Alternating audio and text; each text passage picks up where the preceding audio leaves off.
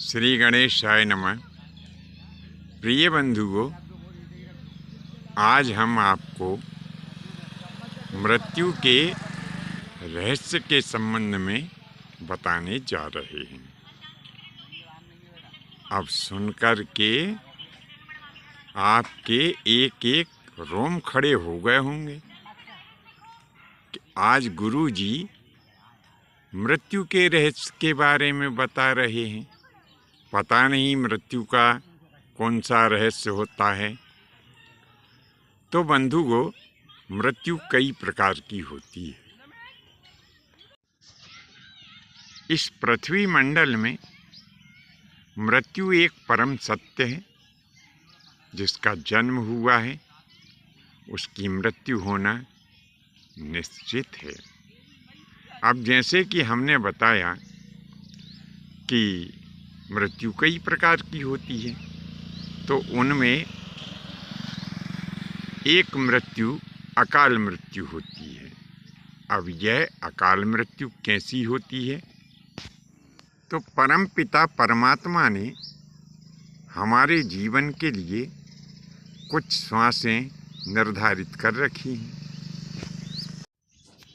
और उन श्वासों का एक समय विशेष भी है कि इतनी श्वासें ये प्राणी इतने समय में ले पाएगा। अब यदि उससे पहले हमारी मृत्यु आ जाती है तो इसी को अकाल मृत्यु कहते हैं।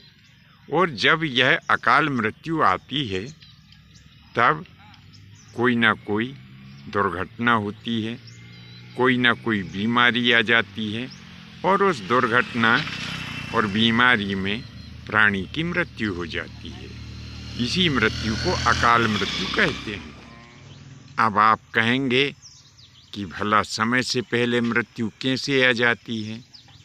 तो सुनो, परम पिता परमात्मा ने हमको यानी प्रत्येक प्राणी को श्वासों की निश्चित संख्या दी है और कितने समय में कितनी श्वास लेना है ये भी परमात्मा ने निर्धारित कर दिया है। उन्हीं श्वासों की गति को जान करके और ज्योतिष शास्त्री क्या करते हैं कि वह श्वासों की जो गति है उसकी जानकारी करके और फिर हमारी आयु वे हमें वर्षों में बता देते हैं। अब आपके मन में फिर एक प्रश्न उठ रहा होगा कि भला लो, श्वासों को भी कोई गिन सकता है और श्वासों की क्या गति होती है? तो आपका सोचना वाजिब है। वास्तव में श्वासों को गिना जाता है। हमारे शास्त्रों में बताया है कि 24 घंटे में प्रत्येक मनुष्य को, यहाँ पर विशेष करके हम मनुष्य का ही वर्णन कर रहे हैं, तो प्रत्येक मनुष्य को 21,600 के लगभग श्वास लेना होती है। यदि इससे कहीं कम या ज़्यादा श्वास होती है तो यदि कम होती है तो कोई दिक्कत या परेशानी नहीं है, लेकिन यदि हम ज़्यादा श्वास लेते हैं तो निश्चित ही हम अपने जीवन को किसी न किसी प्रकार से कम कर रहे हैं। अब प्रत्येक मनुष्य 24 घंटे में 21,600 बार जो है श्वास लेता है। इसी गति को जान करके ज्योतिष और उसके जानकार हमारे आयु वर्षों का प्रमाण बता देते हैं और वो हमसे कह देते हैं कि यह प्राणी इतने वर्ष जिएगा। अब मान लो ज्योतिष शास्त्र या उसके जानकार ने किसी प्राणी की आयु 100 वर्ष बताई और वह प्राणी तो 50 वर्ष में ही मृत्यु को प्राप्त हो गया। तो ऐसा क्यों हुआ? यह एक विचारणीय प्रश्न बनता है कि जब ज्योतिष शास्त्र ने उसकी आयु 100 वर्ष बताई थी तो 50 वर्ष में कैसे मर गया वो प्राणी? सबके मन में ये प्रश्न उठना स्वाभाविक है। तो इसका उत्तर ये है कि उस मरने वाले प्राणी ने अपनी श्वासों का अत्यधिक दोहन किया, इसीलिए उसे जीना तो 100 साल था, लेकिन वो 50 साल में ही मृत्यु को प्राप्त हो गया। अब फिर एक सवाल उठेगा कि उसने कैसे करके और अपने जीवन को आधा कर लिया। तो इसके संबंध में एक बात और कही गई है कि जो हमारी श्वासें हैं ये अलग अलग कार्य करते समय इनकी गति अलग अलग हो जाती है। इस संबंध में एक प्राचीन कहावत है कि बैठत 12, चलत 18, सोवत में 32 और भोग क्रिया में 64 लागे, यह श्वासों की रीत। जब हम बैठे रहते हैं तो श्वासों की गति 12 बार होती है, बैठत 12।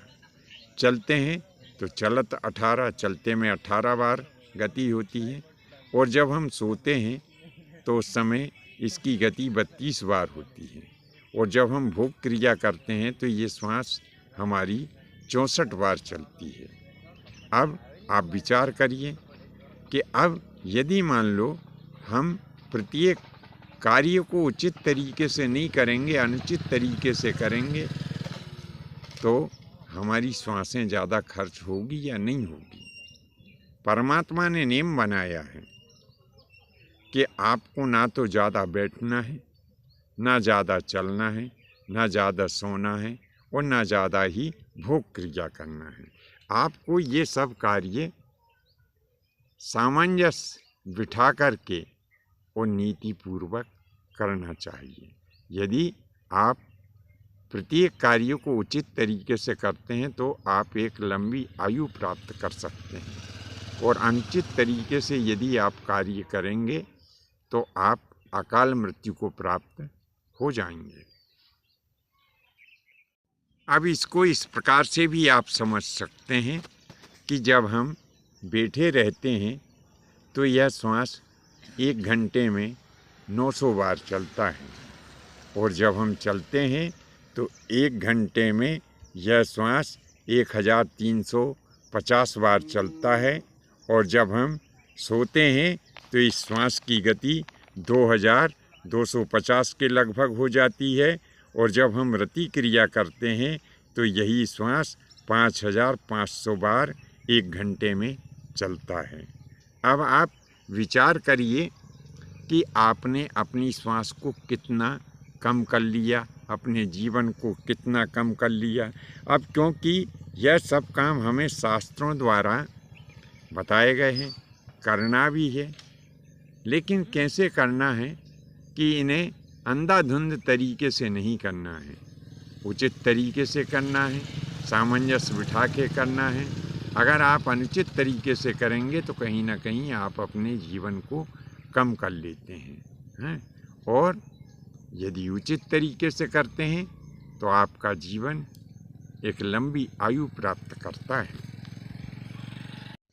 तो अब ऐसी स्थिति में जितनी श्वासें परमात्मा ने हमें दी, जिस दिन हम उतनी श्वास ले चुके होते हैं उसी दिन हमारी यह श्वास की डोर कट जाती है और हम मृत्यु को प्राप्त हो जाते हैं।